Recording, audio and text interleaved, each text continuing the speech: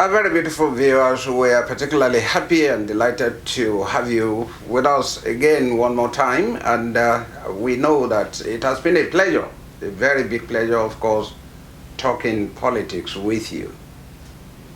Today, we might not be talking about too many topics. We are going to really centralize our discussions on just one topic, just one very important topic.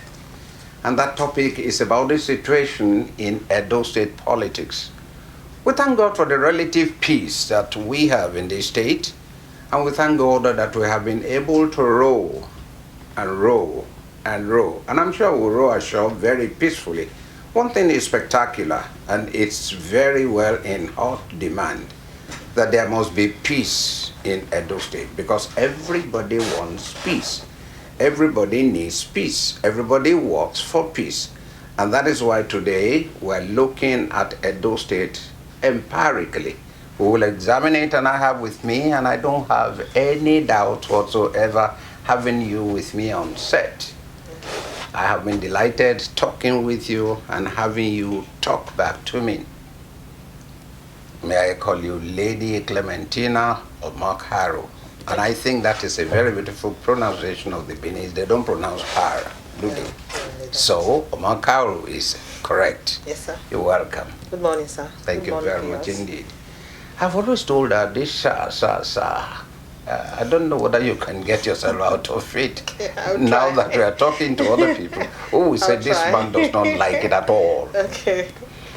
Now, talking very seriously about Edo State, the political situation here is getting messier by the day.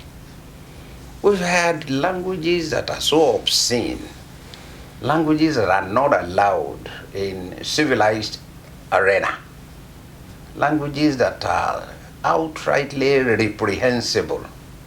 And we believe that we are civilized enough, really civilized enough. I remember very well, several years ago, I've been talking politics on television for a long time, and I know our situation in the political arena today. Edo is one of the most enlightened states in the Federal Republic of Nigeria, and I stand to be challenged. What do you think about that? Yeah, we've never had any case of violence in Edo State. Or but the state is one of the most peaceful states very in the peaceful. South region. Yes.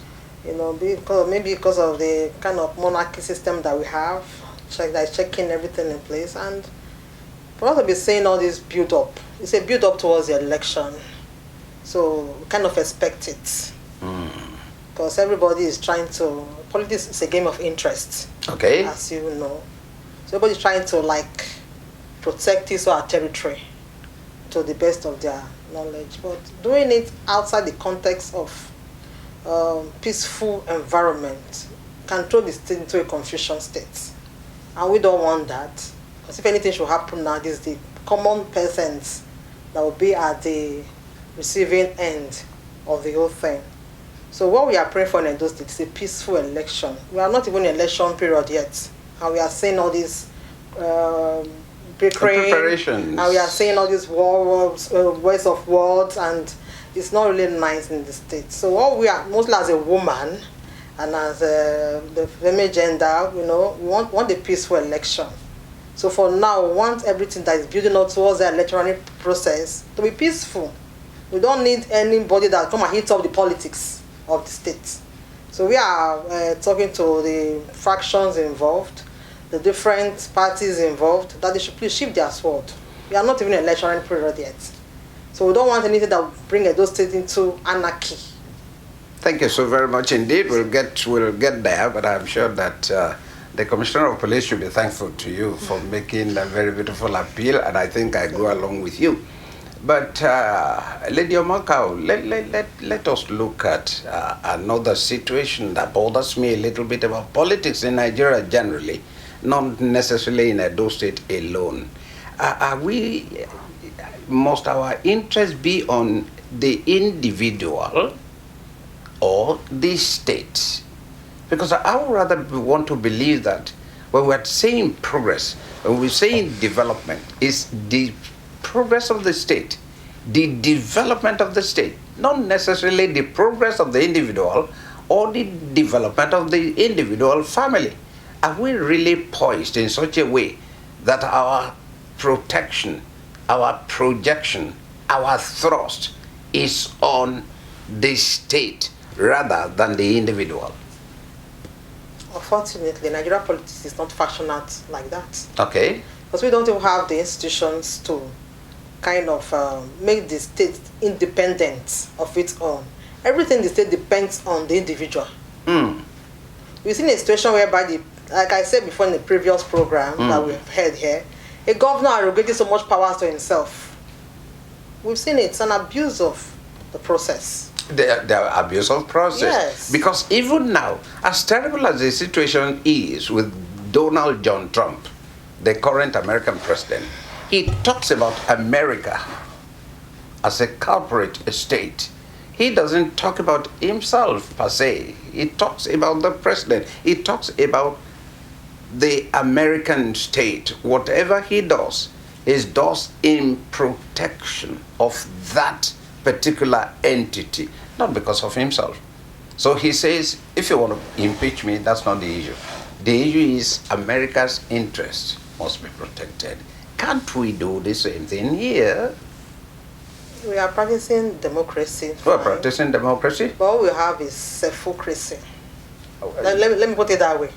Everybody that is in Nigeria is all about himself. That's a new philosophy. Yes. And I'm sure that people will definitely like to hear about that. That's all we have right now on ground. All right. And I beg to differ.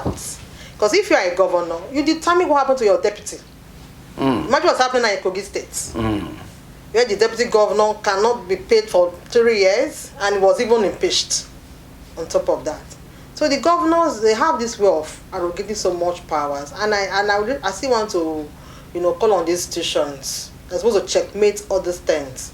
Okay. You cannot be a governor. The state, you are supposed to, how will I put it now, build institutions that will make the state independent. But what we see in Nigeria is that the governors, when they are sworn into power, the state assembly, they are now in control. The state becomes an appendage, kind of appendage of the executive arm. Is it supposed to be so? Even the judiciary are supposed to be independent. They determine what goes to the judiciary. Even the EDSEC, the INEC, the state electoral bodies depends on the governor.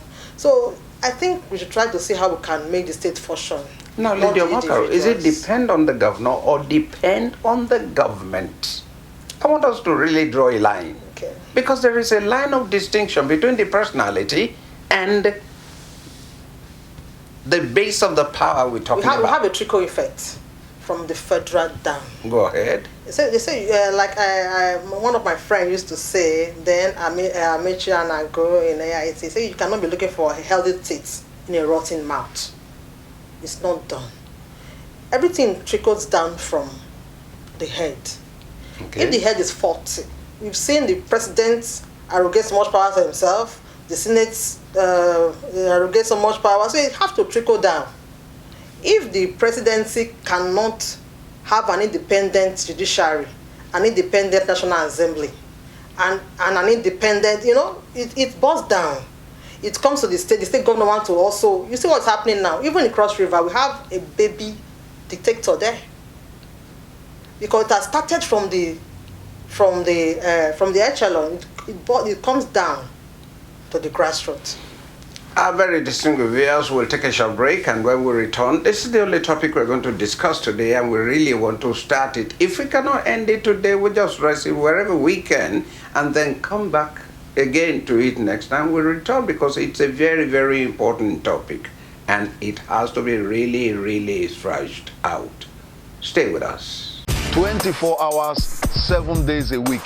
For more exciting, educative, and entertaining programs such as Law and You, Talk Politics, Entertainment Gist, Relationship Talk, and other programs, keep watching Pinnacle TV. You can watch, like, and subscribe to our YouTube channel at Pinnacle TV Online.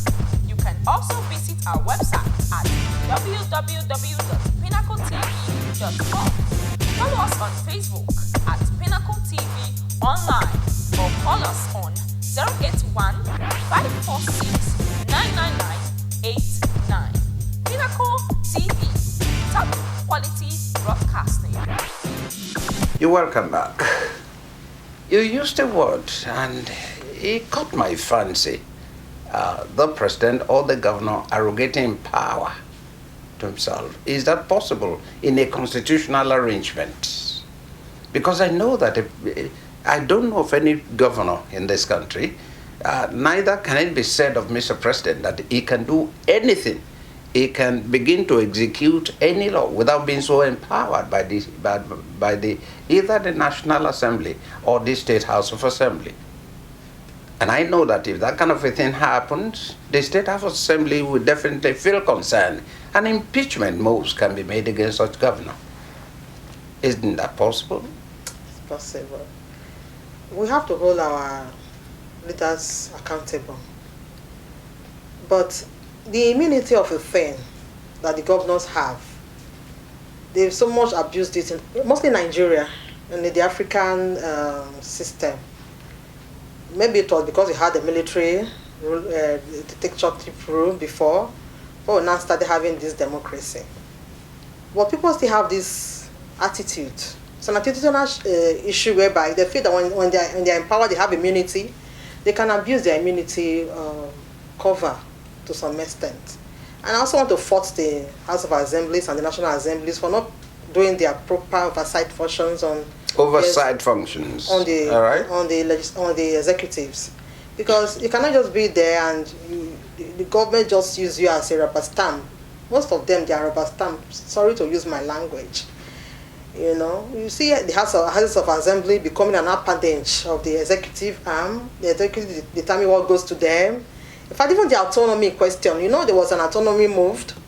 Edo State House of Assembly refused it.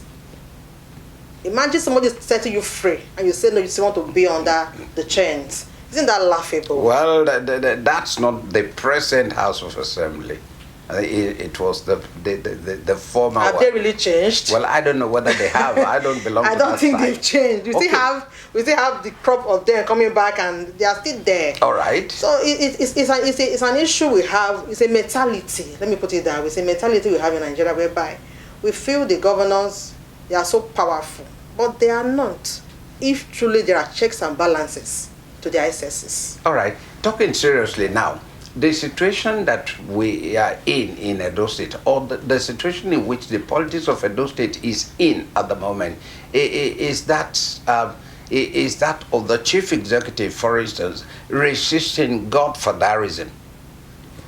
There was a time when everybody joined hands with everybody in Edo State to fight godfatherism, and to a very large extent, I think the battle was won.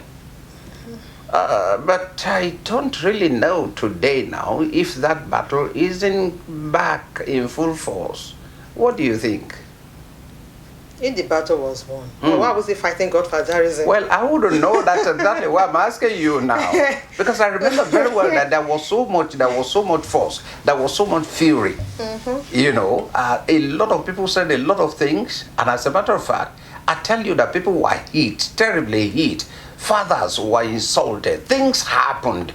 And we thought godfatherism died and buried. But godfatherism seems to be, I don't know what happened. I don't know whether it was it was an operation that brought godfatherism back again. And it appears godfatherism wants to flourish again. And somebody is saying, no, it can't happen. If you died, you died, and you must remain in the grave. I want to thank the governor for the courage. It's not an easy battle. Mostly those people that put into power. Is it the governor that is fighting the battle now? I think the first thing he said when he came into power was that Edo State money will not be on private pockets. Okay. So it's a fall down to that statement that we are saying now. Okay. Godfatherism then was fought and won. I would like to use my language very carefully, but it's a kind of resurrected back through another person that we are saying now. So I like to put it this way, that godfatherism only changed name. Okay. There was a change of name. It wasn't the godfather that we know Which then. was not advertised in any of the No, it newspapers. wasn't advertised. Okay. But now we have a new faced godfather we are seeing right now. I A see. new crop of them. And I think it's not good for any... I can't want to be a governor. Must I really need a godfather to... You can want anybody. We have as a Nigerian, as a citizen, you know, you have the right to be voted and vote for. So we should try to allow these things to run, because it's a problem that we are seeing. And when somebody has invested so much to make you a governor, he wants to also recuperate that money back, and in the process of doing that, the state will suffer. Okay, thank you so very much indeed. I want to take another break, but before I take that break, I'll let you just know, viewers, that if you are talking about godfatherism, it has become a philosophy in the political parlance in Nigeria. We're going to look, when we return, we're going to look at just a little bit into the history, the political history of this country. When Nigeria became independent, I knew that I was an adult and I knew what it was all about. And so we'll look at the period that actually went on and on and on till 1999 and see whether godfatherism is justifiable or not. Stay with us. 24 hours, 7 days a week. For more exciting, educative, and entertaining programs such as Law and You, Talk Politics, Entertainment Gist, Relationship Talk, and other programs, keep watching Pinnacle TV. You can watch live and subscribe to our YouTube channel at Pinnacle TV Online.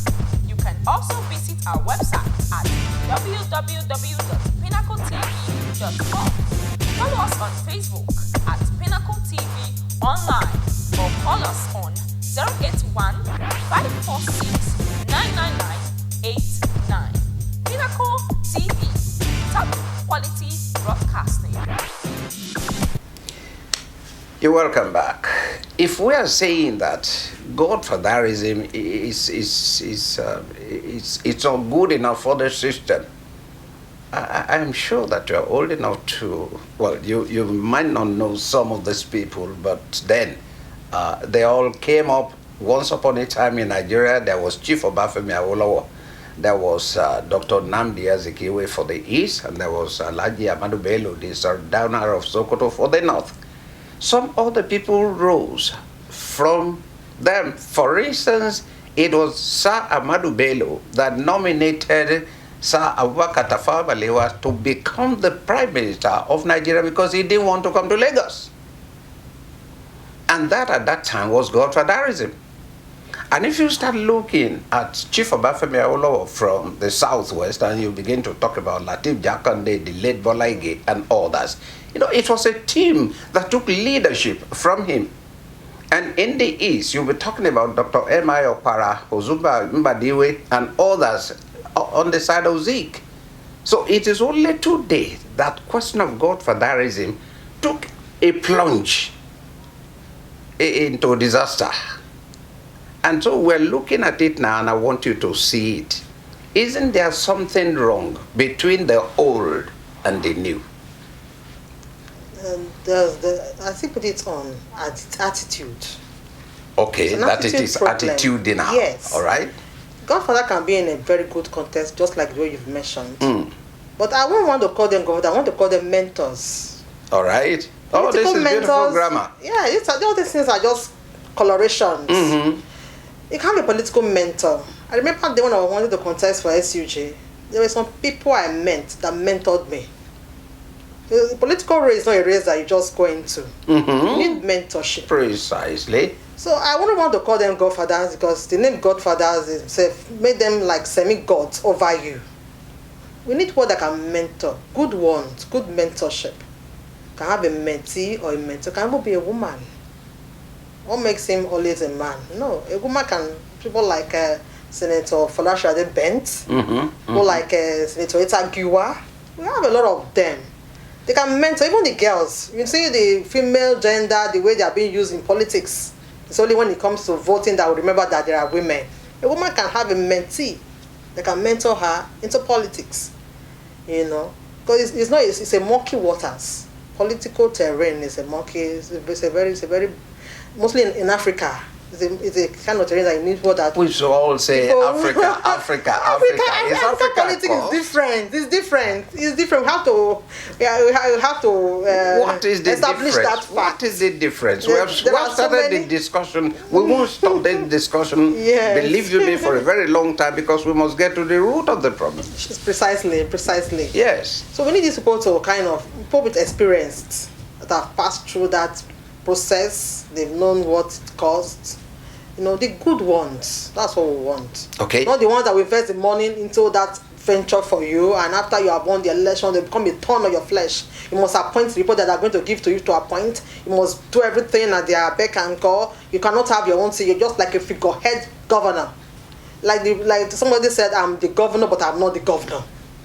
You know. Okay. Whereas you should be governor. You should and be governor and be the, so somebody is acting on behalf of you while you are just there as a front. So that's where the bad mentorship, I want to use it mentor, not godfather. Now, in Edo State for now, isn't it important for us on this program as we progress, because we can't finish it today, Yes. as we progress, isn't it very possible, isn't it reasonable, isn't it responsible for us to let the people, the people who will take part in the primaries and so on, consider one salient part?